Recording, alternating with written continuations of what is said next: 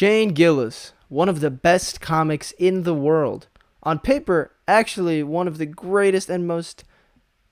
Yeah, sorry. I know I look like American Gothic. The lighting is weird. I'm on a rocking chair. Fucking whatever.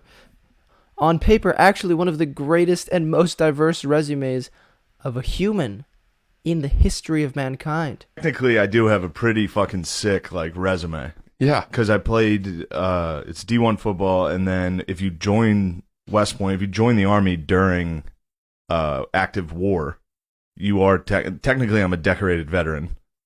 That's a medal. That's sick. I quit right away. I quit West Point right away, first month. And then, I got SNL. So technically I'm a Division I football player that is a decorated veteran and was cast on Saturday Night Live. And I didn't do one of those things. But that is my resume, technically. But one of those resume entries also showcases his controversy. He can piss people off. He made a racy comment on a podcast that got him canceled and fired from the biggest sketch comedy show in the world. And this is all before he even began working for them. And somehow, this pile of shit is the biggest sketch comedy show in the world. Oh, if this doctor keeps leaving us on red, he's gonna catch hands on gang. Then it occurred to me, I haven't gotten funnier. The show has gotten really bad. Perhaps he was better off not getting hired. And many think he was. But even after the fact, there will always be those that either don't understand comedy or think he's a bigot. But how can he be? He is in a marginalized community himself. Imagine being old Frankie with an extra chromie. How would you feel? I'd want to make fun of everyone too. The point I'm trying to make is, even though Beautiful Dogs is a modern comedic masterclass, we exist in an age where things that are funny can sometimes be morphed in a way that makes us feel guilty for laughing. Shane is one of those comics that treads the line incredibly well, covering controversial material and making it so funny you can't help but laugh. We should not feel bad at laughing for certain ideas. Obviously, there are levels and extremes. Don't be laughing at a mom who just lost her child. At least wait until she leaves the room. But seriously, excusing comedy as a form of hatred is not funny. Comics and the audience know that. Finding gray areas and exploiting them, however, is very funny. Tension is one of the most important elements of comedy. That's why touchy subjects are so attractive to comics. The best of the best want to find the middle ground and use the tension around that subject matter to make a banger joke. And Shane is very good at that. But anyone can go up on stage and say naughty words because crassness elicits laughter. That's how taboo some of the words are. Please welcome the very funny Dane Cook.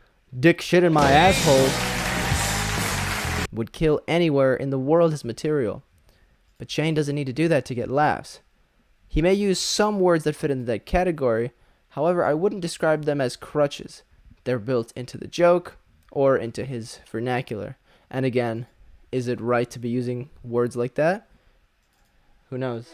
That is what comedy is here for. We are the forefront of free speech, and one of the last barriers. Though he did have a pretty sizable bit about sex, he did a great job of not making it gross. And that's not easy to do because so many comics try to make bits like that as gross as possible in order to create that sense of taboo, to sort of create that environment of taboo, environment of crassness. To be honest, that was my least favorite part of the special. Some of the jokes went on a little too long. It was, whatever. I just generally don't like that type of comedy on stage either, but that's just personal preference. Overall, the bits were so incredibly well set up. The callbacks were some of the most satisfying I've ever seen, and some of the most well placed I've ever witnessed in a special, or just in stand-up in general. A single noise or phrase calling back to a joke out of the blue elicited just such a satisfying laugh that it's very hard to replicate that. And this isn't meant to be enjoyed by hardcore comics, but comics that write a little bit more will be able to see just how difficult it is that level of crafting, that precision to hit that one soft spot of just, you know. And you can't have a Shane special without the big T-Dawg. Obviously, Shane is killer with his impression. I only hoped they would make an appearance again. It was so good, he got me to watch a fucking Trump thing from like 6 years ago. I never attacked him on his look, and believe me, there's plenty of subject matter right there. That I can tell you. Some press conference. Obviously, he included the Trump impersonation in his last special as well. But I guess it's pretty fucking relevant right now anyway. I don't want to go into every single bit, but he also mentioned his favorite show and went in on that. Real Ones Know Love on the Spectrum. He actually featured in a season as well. But the best part of the special for me was the big fella in the front with the neon pink shirt. The set was very pretty with this reflective blue neon sort of luminescent vibe. A perfect storm to bounce off of this guy's bubblegum wormhole in the front row. And holy shit, I hope his name is Travis, because these are the only two people cast in the entire IMDb. But it's almost funnier if Travis Harville is just some random fucker that went on the IMDb and self-inserted. He has no other credits. An important question to ask: how does this compare to his last special, Live in Austin? Which one is better? Live in Austin is one of the better specials released in this century. Personally, one of my favorites, just amazing through and through. I thought it was more consistent, although I thought this one was more daring, with one of the most unique premises I've ever seen. I won't go into it too much because, again, I don't want to reveal all of his bits, but it involves going to George Washington's house. I mean, it's one of the most unique settings for a joke I've ever seen.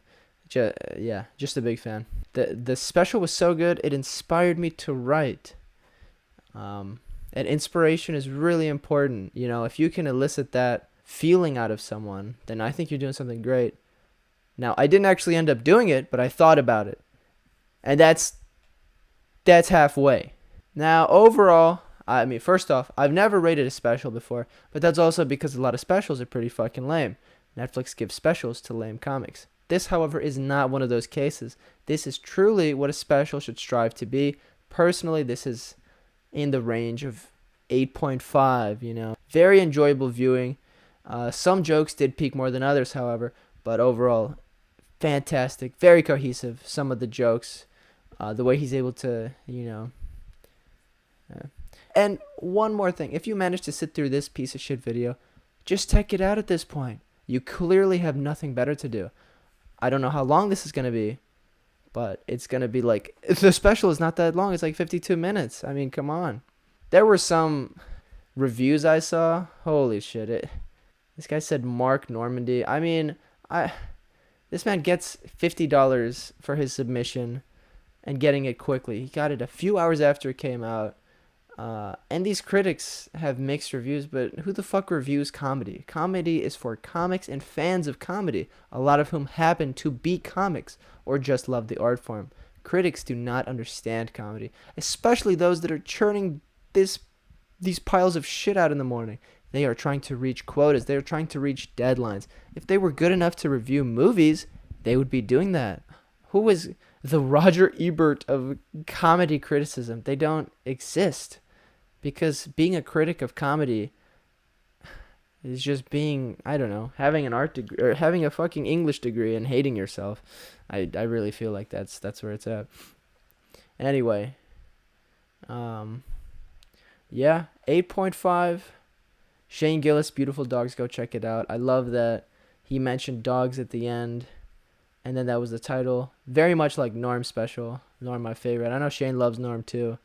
So that was, really enjoyed that. Yeah, go check it out.